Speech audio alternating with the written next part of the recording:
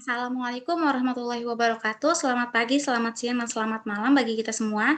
Perkenalkan, nama saya Feni Aprilia Jamal dengan NIM F1B020142 dari Universitas Mataram, Fakultas Teknik, jurusan Teknik Elektro. Di sini video ini dibuat untuk memenuhi tugas pada mata kuliah Teknopreneurship dengan dosen pengampu Bapak Sultan STMT. Pada video kali ini saya akan menjelaskan mengenai hakikat Teknopreneurship.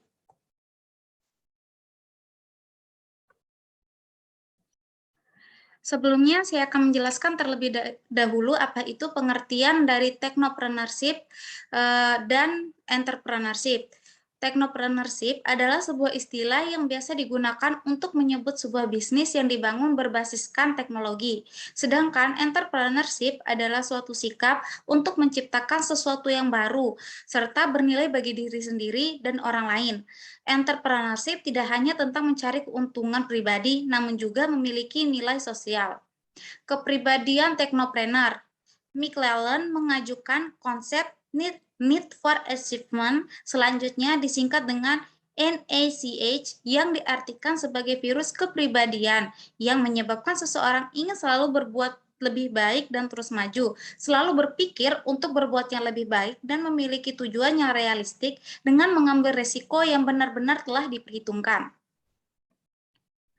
Seseorang yang memiliki NACH tinggi biasanya lebih menyukai situasi-situasi kerja yang dapat mereka ketahui apakah akan mengalami peningkatan kemajuan atau tidak. Uang bagi mereka bukanlah tujuannya. McClellan merincikan karakteristik mereka yang memiliki NACH yang tinggi sebagai berikut.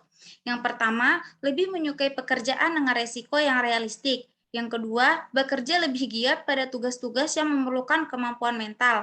Yang ketiga, tidak menjadi bekerja lebih giat dengan adanya imbalan uang, ingin bekerja pada situasi yang dapat diperoleh pencapaian pribadi atau personal achievement. Yang keempat, menunjukkan kinerja yang lebih baik dalam kondisi yang memberikan umpan-umpan yang jelas dan positif. Dan yang terakhir, yang kelima adalah cenderung untuk berpikir ke masa depan dan memiliki pemikiran yang jangka panjang. Kemudian ada karakter pembentuk teknopreneur. Spirit dan karakter teknopreneur dibentuk oleh 3 komponen utama, yaitu intrapersonal, interpersonal, dan ekstrapersonal, di mana interpersonal dan interpersonal adalah merupakan sebuah komponen dari faktor soft skill, sedangkan ekstrapersonal adalah berhubungan dengan kemampuan untuk memberdayakan kedua komponen soft skill tersebut agar mampu diimplementasikan secara lebih meluas dampaknya. Ini merupakan gambar grafiknya. Kemudian manfaat pengembangan teknopreneur. Manfaat dari pengembangan teknopreneur ini sendiri adalah memudahkan orang untuk lebih berhubungan satu sama lain dan menghasilkan beberapa produk yang tidak diprediksi, serta solusi yang bermanfaat bagi semua orang. Selain itu, teknopreneur juga memberikan manfaat bagi masyarakat dan bangsa yang memberikan kontribusi bagi pembangunan ekonomi dan manusia. Kemudian, Singapura adalah salah satu contoh negara yang berhasil dalam membuat kebijakan menumbuhkan basis teknoprenernya. 45 tahun yang lalu pada era 1960-an, Singapura adalah sebuah negara Asia yang miskin. Kemudian berikutnya ada kurikulum berbasis kompetensi berorientasi teknopreneur. Mengingat bahwa teknopreneur adalah merupakan solusi untuk meningkatkan daya saing bangsa sebagai diamanatkan dalam health atau higher education long-term strategy, maka sudah seharusnya muatan teknopreneur ini dimasukkan dalam kurikulum pendidikan tinggi.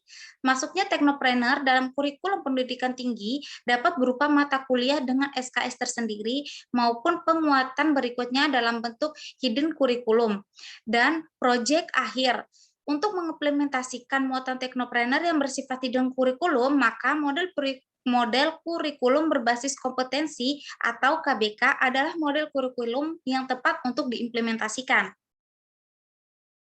Kemudian ada faktor-faktor soft skill yang perlu dikembangkan dalam KBK.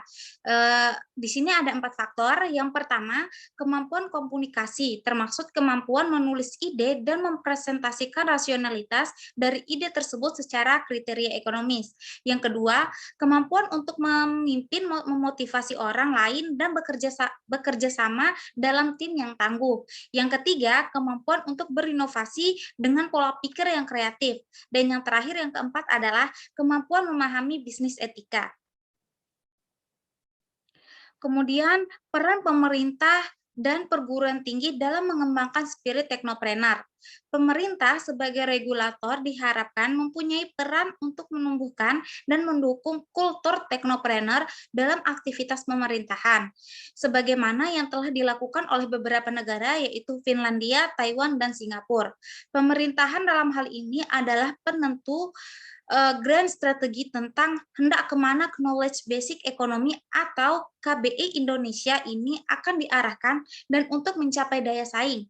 Sedangkan perguruan tinggi harus mampu menerjemahkan grand strategi tersebut ke dalam resta dan renov yang tepat, termasuk penciptaan kultur akademis yang mendukung perkembangan spirit teknopreneur, di mana Restra atau rencana strategi adalah sebagai perwujudan visi dan misi dan tahap pencapaian program pasca sarjana dalam jangka waktu tertentu. Sedangkan renov atau rencana operasional adalah penjabaran dari rencana strategi dan berupa anggaran-anggaran dan prinsip-prinsip operasional sebuah organisasi. Sebagai contoh, kultur yang ditanamkan oleh perguruan tinggi di Singapura adalah yang pertama, di sini membangun pendidikan teknopreneur sebagai topik yang tidak diujikan dan dikayakan sebagai aktivitas ekstrakurikuler. Yang kedua, memasukkan proyek bisnis ke dalam kultur, misalnya mahasiswa dilibatkan dalam proyek kajian kebijakan ekonomis pemerintah. Yang ketiga, memasukkan kriteria teknopreneuran sebagai bagian dari akreditasi atau ranking perguruan tinggi. Yang keempat, mengadopsi kebijakan manajemen untuk mendorong komersialisasi intelektual properti atau IP. Yang kelima, meningkatkan kapabilitas pengelola PT dalam manajemen operasional internal.